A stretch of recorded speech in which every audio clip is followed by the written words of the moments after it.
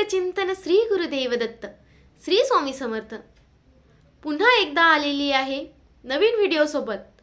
पण विषय तोच, दत्त जयंती।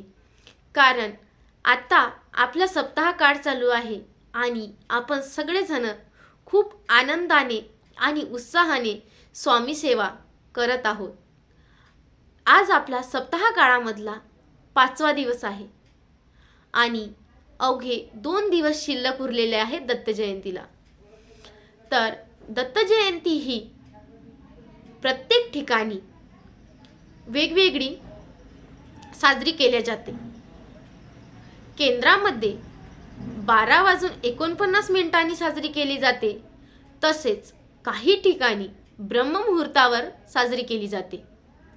कुठे रात्री साजरी केली जाते आणि कुठे पाळणा सुद्धा त्यामध्ये घेतला जातो। तर आपण त्यावर टीका न करता व्यवस्थित आनंदाने दत्त जयंती साजरी करावी। कारण प्रत्येकाचे देवाला श्रद्धा वेगळी राहते प्रत्येकाला। कारण याला जन्माला काही वाढदिवस साजरा करायला काही टाइम वगैरे नसतो।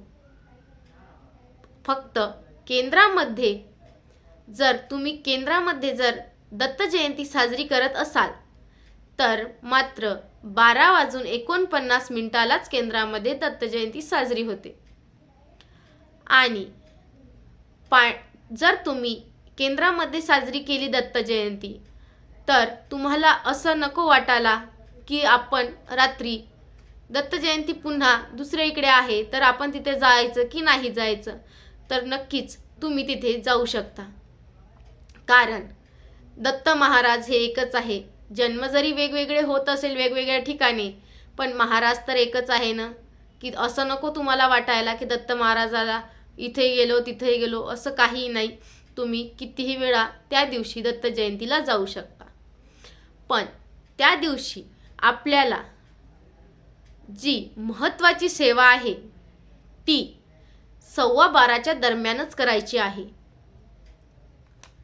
कारण या दिवशी विशेष महत्त्व आहे। आपण केंद्रामध्ये 12:49 दत्त जयंती साजरी करणार आहोत। त्यामुळं आपल्याला 12:15 वाजता ही सेवा करायची आहे। जे गुरुचरित्र पारायण करत आहे त्यांनी पण ही सेवा करायची आहे। कारण यामध्ये दत्त महाराजाची जन्माची कथा सांगितलेली आहे गुरुचरित्राच्या 4थ्या अध्यायामध्ये। तर तुम्हाला प्रश्न पडलेला असेल की पूर्ण अध्याय वाचायचा का? तर नाही, मी तुम्हाला ते सांगणार आहे की 49वी ओवी तुम्ही 49व्या ओवीपर्यंत ते वाचायचं आहे। ती ओवी म्हणजेच बघा, मी तुम्हाला वाचून सांगते। पाही पा नवल काय घडले, त्रैमूर्तीचे बालक झाले, स्तनपान मात्र शुद्धा गेली, तपबड असे पतिव्रतेचे। इथपर्यंत तुम्हाला ही ओवी वाचायची आहे। नंतर तुम्हाला आरती करायची आहे। संध्याकाळी विष्णू सहस्त्रनाम वाचायचं आहे। दुसऱ्या दिवशी पूजेची सांगता म्हणजेच पूजेचा उचलून घ्यायचं आहे। जी पूजा तुम्ही मांडलेली आहे त्या पूजेला उचलून घ्यायचं आहे। आणि जो तो नारळ आहे त्याला फोडायचं नाही आहे। त्याला आपण स्वामींच्या केंद्रामध्ये जाऊन स्वामींना सांगायचं आहे, मी ही इच्छा मागितली होती स्वामी, आणि तिथे ठेवून यायचं आहे। तसेच त्या दिवशी आहे सत्यनारायण।